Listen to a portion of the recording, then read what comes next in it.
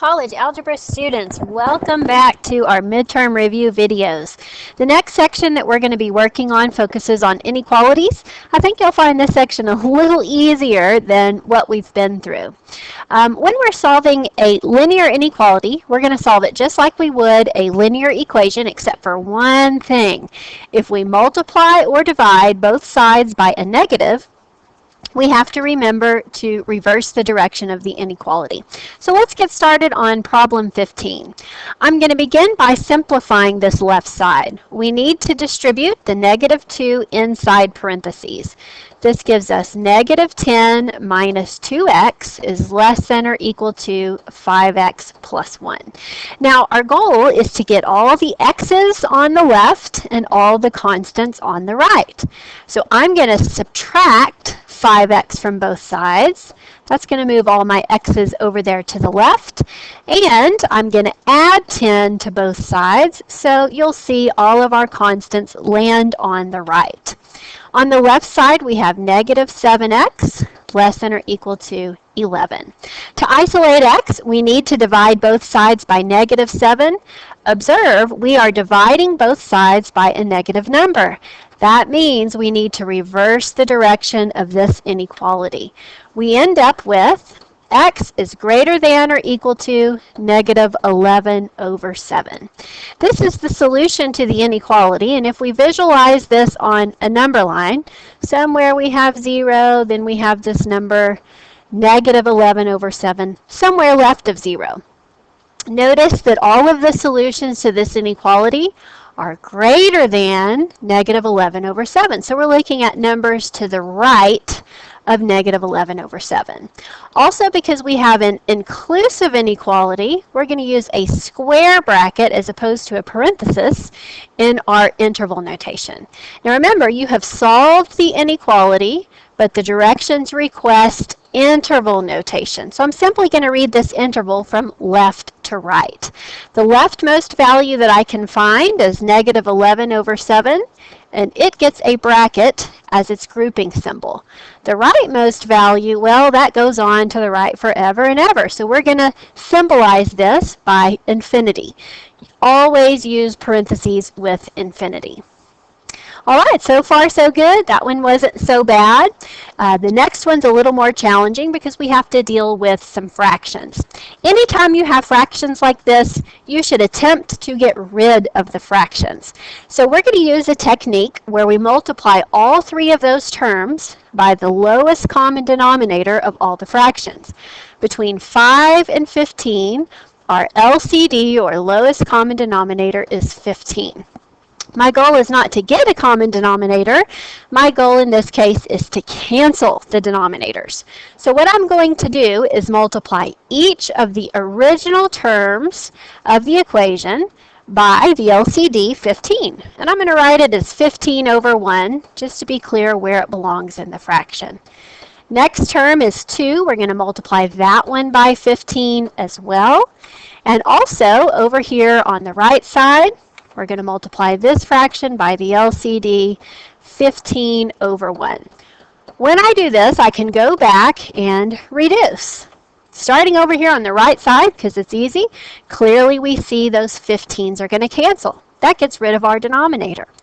On the left side, I'm going to reduce the 5 into the 15. 5 goes into itself once, 5 goes into 15 3 times.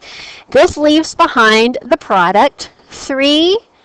Make sure you get parentheses here, times 4x minus 3 plus 30. Do you notice how all of our fractions are gone? That's the point of multiplying by the LCD. Now we should be home free. On the next step, let's simplify. Let's break up these parentheses by distributing the 3. So we end up with 12x minus 9 plus 30 is less than x minus 1. Let's get all our constants on the left, and our variables on the left and our constants on the right. So we're going to subtract x from both sides. Notice right here, if we go ahead and combine those two constants, that gives us a 21.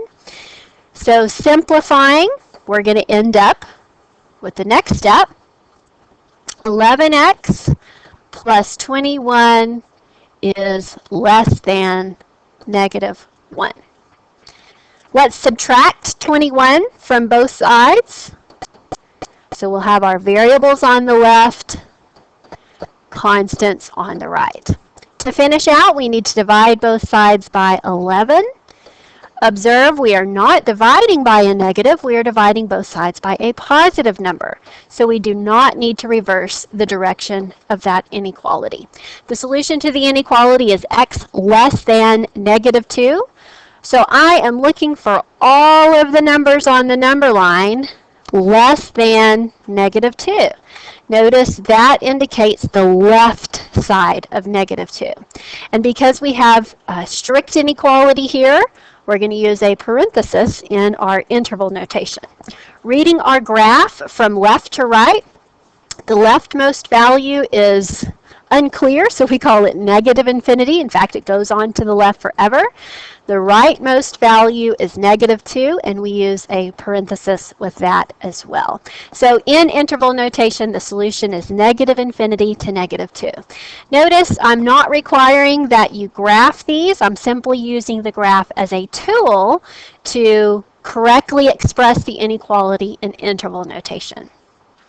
All right, next question, number 17. This one's a little different because it's a compound inequality. That means I've got two inequalities in one statement. So my goal is to isolate x in the middle. So I see 12 is added to the term 2x in the middle, so I'm going to cancel out that 12.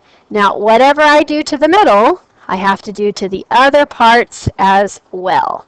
So I'm going to subtract 12 from all three parts of the inequality. This gives us negative 6 less than or equal to 2x less than 18. Now I'm going to go through and divide all three parts by 2. That's going to get x by itself in the middle. Negative 6 divided by negative 2 is negative 6 divided by 2 is negative 3, less than or equal to x, less than 9. Notice I have x trapped between these two numbers. So my interval is going to go from negative 3 to 9. Because I have an inclusive inequality here, I'm going to use a bracket with the negative 3. Strict inequality, I'm going to use a parenthesis with the 9. So in interval notation, we have bracket, negative 3 to 9 with a parenthesis. That means 9 is not included in the solution set, whereas negative 3 is. The next couple of questions are word problems, but don't panic. We're simply going to solve these with inequalities. Number 18 says, in a 25-inch television set, the length of the screen's diagonal is 25 inches. So if this is my TV and I measure the diagonal, I would get 25 inches. If the screen's height is 15 inches, so this part right here is 15 inches, then what is its width? This side right here is our width. Let's call it A. You can call it X, you can call it W, whatever you like. Observe on this TV, I now have a right triangle. This is the hypotenuse of the right triangle. These are the two legs of the right triangle. We know that right triangles are governed by Pythagorean theorem, which says a squared plus b squared equals c squared, where c is the hypotenuse. In our picture here, a is unknown. B, which is this vertical side, is 15. We're going to plug that in and square it. The length of the hypotenuse is 25, and we're going to square that. Make sure you do know Pythagorean theorem by memory for your test. Simplifying each of these squares, and you can use your calculator to do this. 15 squared is 225. 25 squared is 625. We're going to subtract 225 from both sides. That's going to give us a squared equals 400. And when we take the square root of both sides, remember, we're going to get one positive and one negative answer, but a negative value for a width would not make sense. So we're only going to consider the positive value there. So the width in this case is 20 inches wide. Make sure that you include units in your answer. On the next problem, we're also going to solve this with an inequality. And you may have found yourself in this situation before. You're preparing for finals, and you know what your grades are, and your question is, what do I need to make on the final to make an A or a B in that class? So we're going to solve this with an inequality. Number 19 says, Sharon must average at least an 80 and less than a 90 to receive a B in her algebra class. So whatever her grade is, which we're going to have right here in the middle, is going to be somewhere between 80 and 90. If it's equal to 80, she gets a B, and if it's strictly less than 90, she'll get a B. If it's equal to 90, she gets an A. So we're just going to calculate what she needs to receive a B. If her grades on 4 equally weighted chapter exams are 88, 72, 96, and 86, and the final exam counts twice as much as the chapter exams, what possible grade on the final exam will result in Sharon earning a grade of B in her algebra class?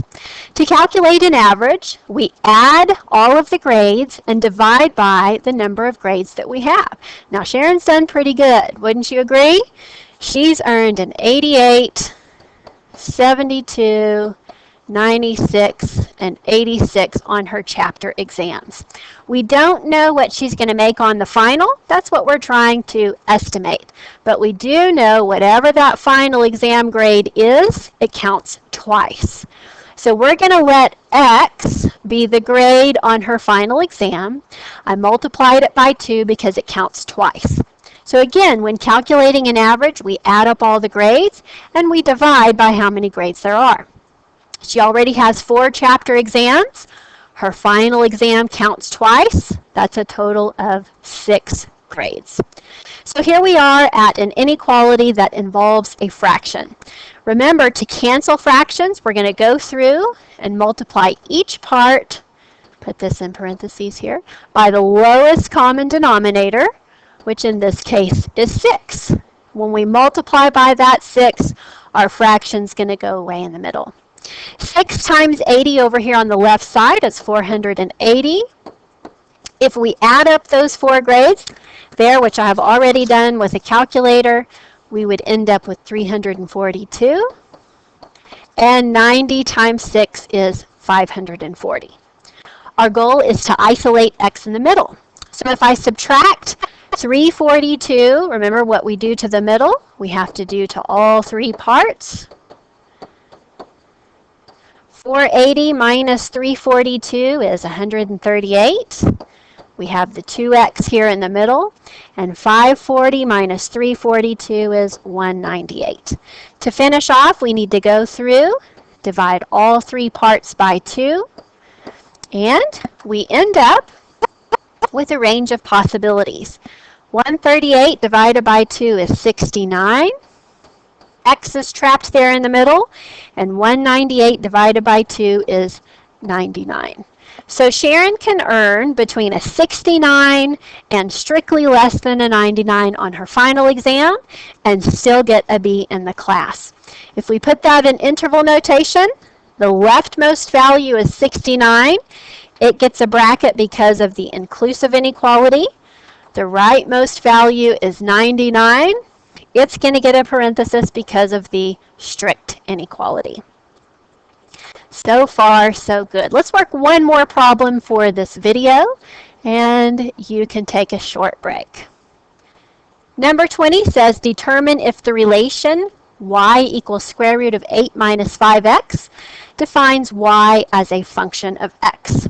Then give domain and range in interval notation. Notice in this case the y is isolated. There's no exponent.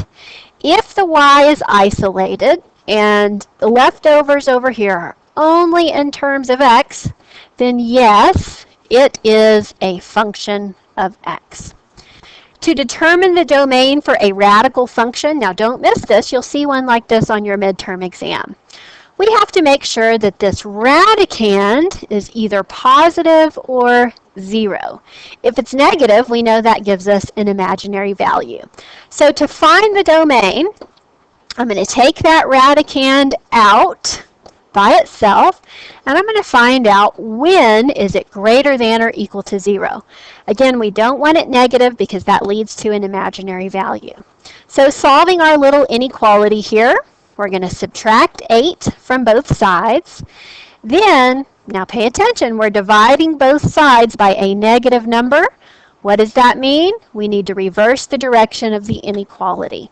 So we get x is less than or equal to 8/5.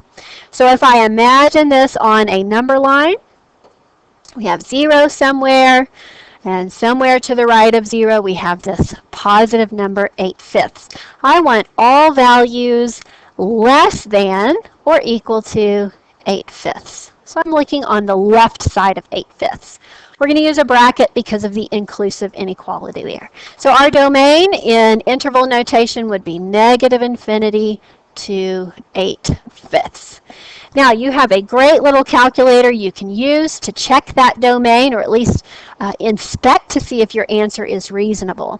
So if you'll go to your calculator and press y equals, we can graph this function to check our domain and inspect the range.